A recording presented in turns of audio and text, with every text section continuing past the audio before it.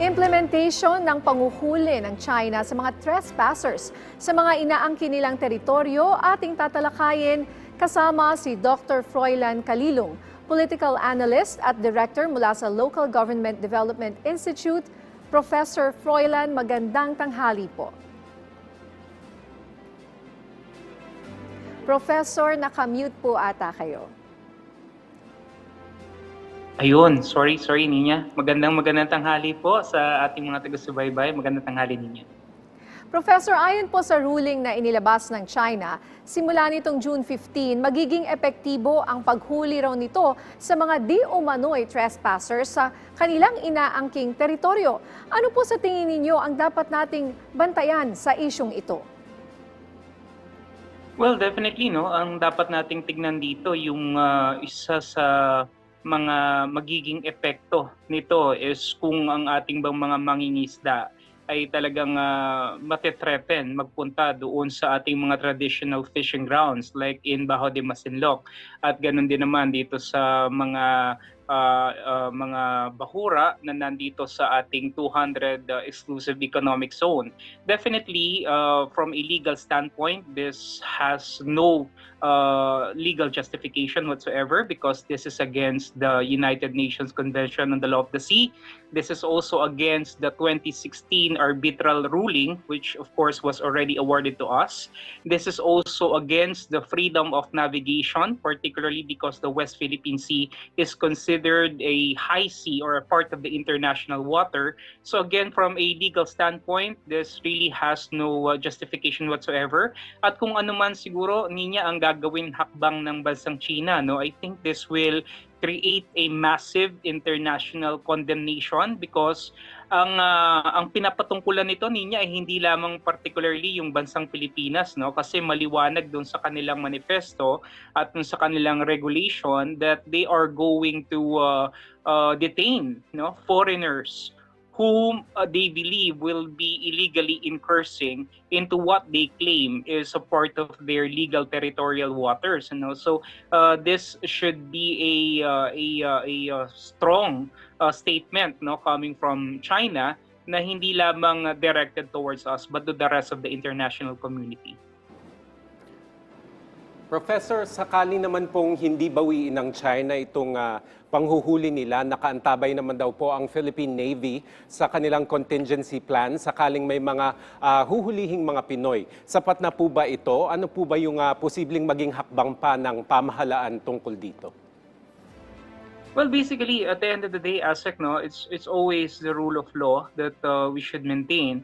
However, as I always pointed out, this is quite difficult to do right now, especially if you're going up against a country like China who does not adhere to any kind of rules-based engagement. So I think what is important here is yung ating stance, yung ating positioning at yung ating maliwanag na declaration, ano, that the Philippine government finds this as something that is unacceptable. And of course, if it is unacceptable, we definitely will not adhere to it.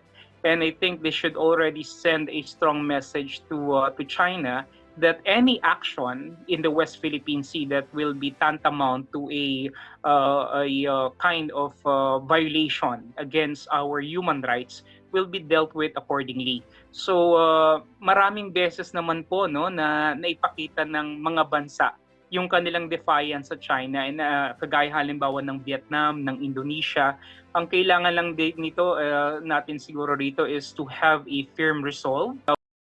We need to have a contingency mechanism. We need to have a solid plan on how we will be able to possibly contest, no, or neutralize whatever action China is going to make. Ang sa aking palagay naman po ay hindi ito aabot talaga doon sa proseso, no, na sila talaga ay magkukulong, no, ng mga illegal entrants doon sa West Philippine Sea because I firmly believe that China, though medyo alam naman natin may pagkabuli talaga itong bansa na to, no, pero naniniwala ako na meron pa rin siyang mga international image, no, meron siyang international image that somehow it's also trying to protect, not only from a political and military standpoint but from more importantly from an economic perspective.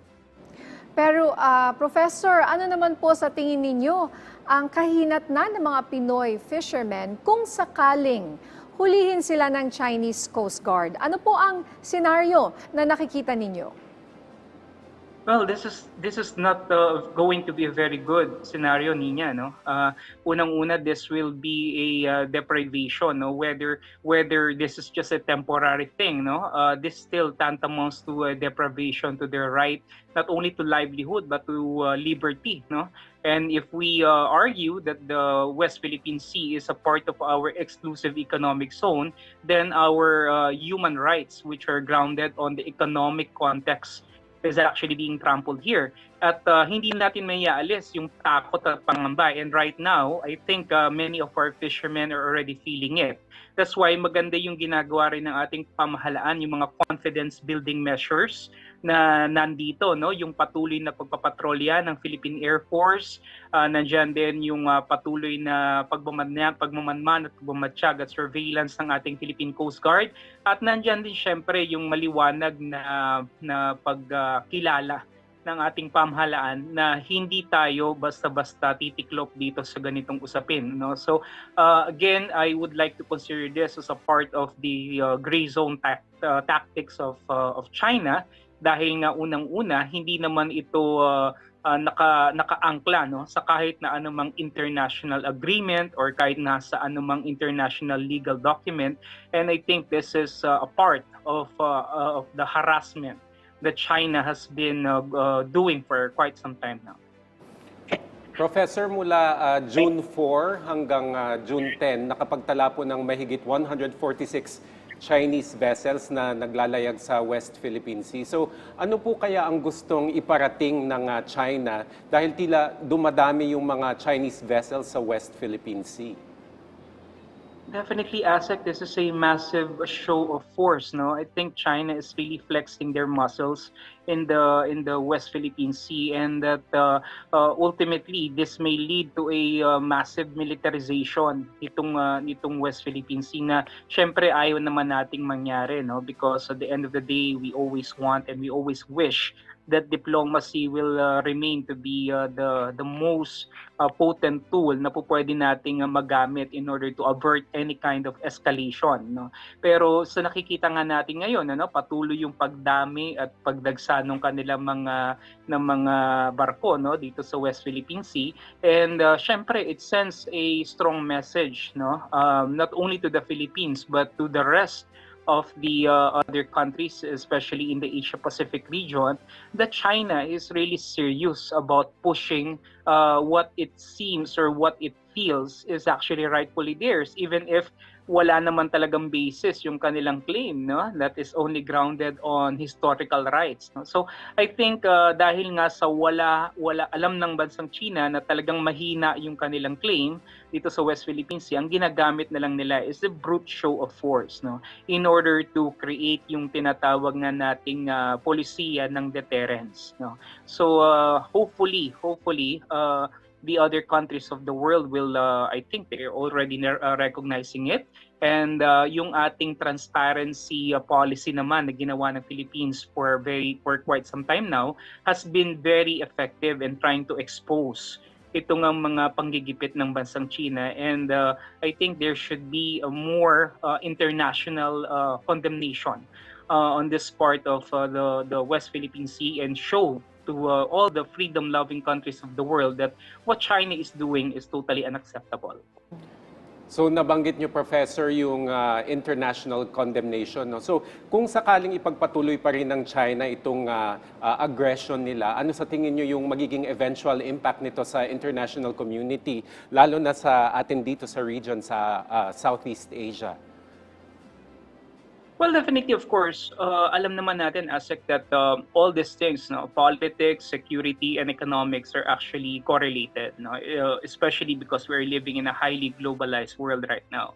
So alam natin that if China will continue to do this, one or another, maaring magkaroon ng backlash effect, no, doon sa kanilang ekonomiya. And of course, China wouldn't want this to happen also, because the might of China right now, that it is actually projecting anything dito sa power play dito sa geopolitical area ng West Philippine Sea, it's actually conditioned or premise on the fact that they have a very strong economy.